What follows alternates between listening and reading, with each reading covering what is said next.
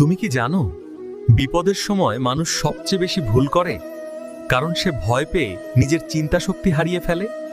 বিপদ যখন সামনে আসে তখন মানুষ তাড়াহুড়ো করে সিদ্ধান্ত নেয়, আর সেই তাড়াহুড়োই অনেক বড় সমস্যার কারণ হয়ে দাঁড়ায়। বিপদের সময় সবচেয়ে গুরুত্বপূর্ণ হলো নিজের মনকে শান্ত রাখা, কারণ শান্ত মনই সঠিক পথ খুঁজে বের করতে পারে। যদি তুমি ভয়কে তোমার উপর প্রভাব ফেলতে দাও, তাহলে তুমি নিজের শক্তিকে দুর্বল করে ফেলবে এবং ভুল সিদ্ধান্ত নেবে। অনেক সময় বিপদ আমাদের ভাঙতে আসে না, বরং আমাদের শক্তি আর ধৈর্যের আসল পরীক্ষা নিতে আসে জীবনের পথে। যে মানুষ বিপদের সময় ধৈর্য ধরে, সে একদিন সেই স্থিতিকে জয় করে আর নিজেকে আরও শক্তিশালী করে তোলে।